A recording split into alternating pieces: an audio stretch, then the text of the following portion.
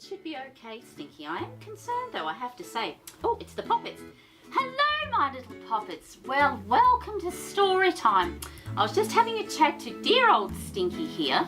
We've packed a flask of some very boiling water, and I've got to be careful of that, it's quite hot. We've just arranged a basket of some goodies to take to my granny because she's really not feeling very well at all.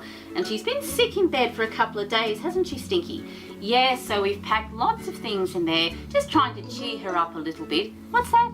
Have I packed biscuits? Yes, I've packed biscuits, Stinky. Oh, you silly little mouse. What? You want to eat them now? Oh, no, you can't eat them now, Stinky. They're for Granny. You can't eat them. I've made some for you, which I've put aside, which you can have a little bit later, all right then? Yes, oh, I'm afraid Stinky is always on to me, my little Poppets. I try to be sneaky making the gingerbread biscuits because quite often when I make them, as fast as I make them, Stinky gobbles them all up and then I haven't got any left. He eats quite a lot for a... You're not a very big mouse, Stinky, and you do eat an awful lot, don't you? What's that? You like food? Yes, oh, I like to eat food too, especially goodies like gingerbread biscuits. Anyway, waffling on just a bit, Stinky. We've packed all these goodies for Granny and we're going to pop round there a little bit later after story time, and hopefully, my little Poppets, that might cheer her up. So I must remember to put in the boiling water in the basket for the hot tea, because I don't think Granny, thank you Stinky dear, will be able to manage to make us a pot of tea, Stinky. She's just too ill. Well, I'll pop Stinky under the story tree and he can get nice and comfy and dream about those gingerbread biscuits. Now, speaking of story time, my little Poppets, look at this marvellous story cake here. Now, I do believe we've got Grandma here and someone in a little Red Riding Hood and, ooh, sort of a fierce character in the back there, if you can see that. Perhaps you can guess during story time who you think that might be. And a lovely basket on the very centre full of goodies. I think there's some raspberry cordial in there and some tiny little sandwiches, and perhaps I think there's some little tiny blocks of chocolate that's wrapped up. So someone will be looking forward to that basket, I think.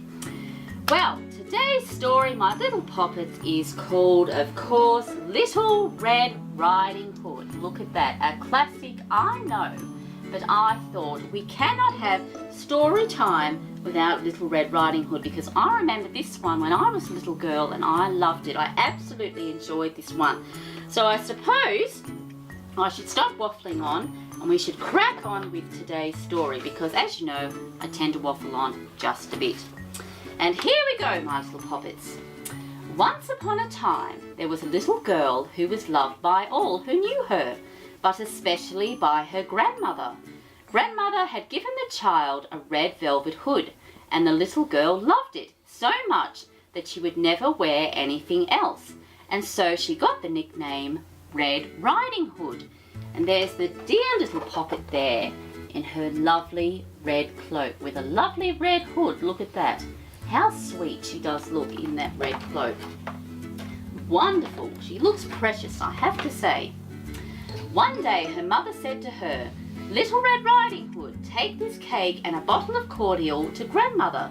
She is not feeling well and they will do her good. But promise me you won't stray from the path. Walk straight to grandmother's and be sure to say good morning when you get there." Little Red Riding Hood promised and set out with her basket. So there's Mum there, just giving Little Red Riding Hood some instructions to stay on the path, because you don't want to wander off the path, and to be on her best behaviour when she visits her granny, because she's not feeling very well. And she does have a lovely basket there full of lots of lovely things. Grandmother lived in the woods, a half-hour's walk from the village. As Little Red Riding Hood walked along, she saw a wolf in front of her on the path. She had never met a wolf before, so she was not a bit afraid. "Good morning, Red Riding Hood," he said. "Good morning, Wolf," she answered, remembering to be polite. "When might you be going on this fine day?" the wolf asked. "To grandmother's house," Red Riding Hood told him. She had not been feeling well. "And what do you have in your basket?" asked the wolf. "Some cake and some cordial," said Red Riding Hood, "to make her feel better." Well, she does have a very full basket, and he's asking an awful lot of questions, isn't he? I don't know. Oh, I'd be a little bit wary of him if I was her. Where does your grandmother live? The wolf wanted to know. A bit further into the woods, Red Riding Hood told him, straight down this path. Thought the wolf. This little girl will make a tasty treat. Indeed, much more tender than the old woman. I will have the old woman for dinner and this little morsel for dessert. Oh dear, he wants to eat little Red Riding Hood. How dreadful. I don't like the sound of that. I hope she's careful. Oh dear. The wolf walked a little way with Red Riding Hood. Then he said, look at all the lovely flowers. I'm sure your grandmother would love to have some. Red Riding Hood looked at all the bright flowers dancing in the woods. What a perfect gift for grandmother, she thought. It is still early. I have plenty of time to pick a nice bouquet. And there she is there, my little poppets, with all the pretty flowers. Now, I suppose I should explain what that means. As I just read here, about all the flowers were dancing in the woods. Now, my little poppets, what that means, when there's lots of flowers, and quite often if it's wild flowers, when the wind blows through them, they sort of sway and bend about and they look as though the flowers are dancing, and that's what that means. I just thought I should clear that up because that does sound quite peculiar, I have to say. So now you know what that means if you hear dancing flowers. So little Red Riding Hood left the path to pick the flowers, but each time she picked one, she saw another a little further on, and so she wandered deeper and deeper into the woods. Oh dear, well she was told, my little poppets, to stay on the path, and I think she has forgotten Mother's instructions because she's wandered off the path and she's picking flowers, although they are rather beautiful, I have to say, and they're for grandmother, but she really should stay on the path. Meanwhile, the wolf went straight to grandmother's cottage and knocked on the door. Who is it? Called grandmother. It is Red Riding Hood, said the wolf in the sweetest voice he could manage. Lift the latch and come in, my dear, said grandmother. I am too weak to get out of bed. The wolf lifted the latch, sprung through the door, and swallowed the poor old woman whole. Oh! He swallowed the poor old woman whole, did he really? Then he put on her gown and nightcap, climbed into her bed, and drew the curtains. Oh, well, the poor dear sweet granny. She's been gobbled up by the big bad wolf. That's dreadful. He's had her for his supper. Poor granny, whatever is going to happen? When Red Riding Hood had picked all the flowers she could carry, she hurried on to grandmother's house. She was surprised to see the door standing open. Yes, well, I suppose you would. But it's quite dark now, so she's wondering why the door is open. I think she might be in for a rather nasty surprise.